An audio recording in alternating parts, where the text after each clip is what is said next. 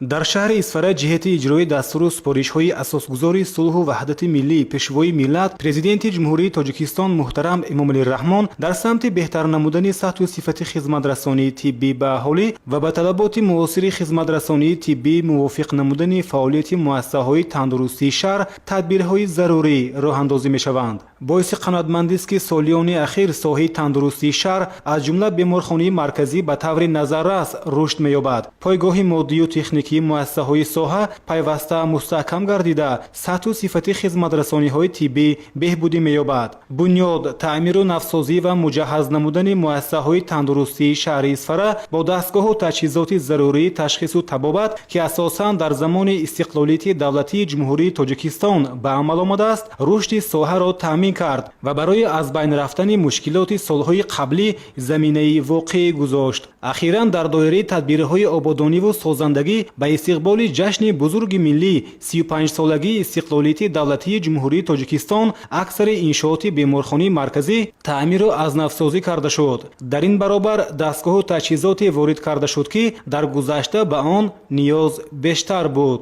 дар асоси дастур супоришҳои асосгузори сулҳу ваҳдати миллӣ пешвои муаззами миллат ҷаноби олӣ муҳтарам Эмомалӣ Раҳмон ки ба соҳаи тандурустӣ хеле афзалияти калон медиҳанд, дар ин рӯзҳо дар беморхонаи марказии шаҳри Исфара созандагӣ ва ободкориҳо бо маром идома дорад.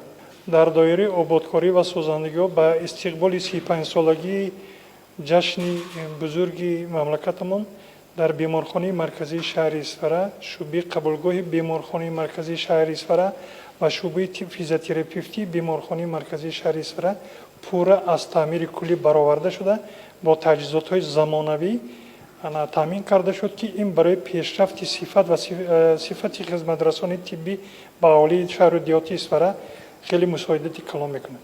ҳоло дар шаҳри Исфара 73 муассисаи тандурустӣ қариб ба 300 000 аҳолӣ хизмат мерасонад. бо таъмиру навсозии аксар шӯъбаҳои беморхонаи марказӣ, 5 беморхонаи минтақавӣ, 4 маркази саломатии шаҳрӣ, 15 маркази саломатии деҳот, 23 бунгоҳи тиббӣ ва дигар иншооти соҳа мушкилоти солҳои қаблӣ куллан бартараф гардид. бахшида ба ҷашни 35-солагии истиқлолияти ҷумҳурии Тоҷикистон дар беморхонаи мо шӯъбаи нави эҳё ва наҷот кушода шуд ки бо дастгирии соҳибкорони саховатпеша пурра таъмир ва таҷҳизотҳои тиббӣ дастрас карда шуд. таҷҳизотҳои тиббӣ аз вазорати тандурустӣ зиёда аз 1 миллион сомонӣ ва аз тарафи соҳибкорон нуқтаи осебшиносӣ тайёр карда омодаи кор шуда истодааст. саҳни беморхона ба 700 метри квадратӣ асфалтпӯш карда шуд.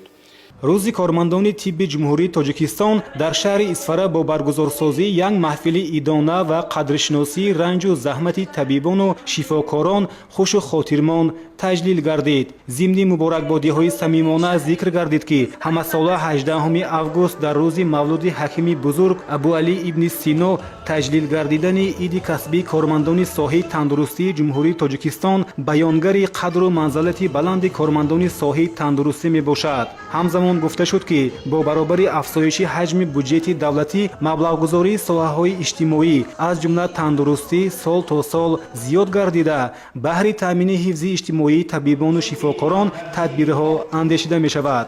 дар ин радиф тибқи дастуру ҳидоятҳои муҳтарам пешвои миллат дар шаҳри Исфара ба масъалаи таҳкими заминаи моддиву техникии муассисаҳои тандурустӣ ва ба ин васила беҳбудӣ бахшидан ба сатҳу сифати хизматрасонии тиббӣ эътибори хоса дода мешавад. дар ҷараёни ҳамоиши идона ҳамзамон бо арзи сипос барои ранҷу заҳмати шабонарӯзӣ ва меҳнати софдилонаю бедариғашон ба табибону шифокорон ва собиқадорони соҳа ифтихорномаю сипоснома ва тӯҳфаҳои хотиравӣ тақдим карда шуд. сипас аҳли фарҳанги шаҳр барномаи ҷолиби омоданамудаи худро манзури ҳозирин гардониданд ки саршори шукргузорӣ ба ватани соҳибистиқлол, зиндагии осудаву ором ва арзи эҳтиром ба пизишкон буд.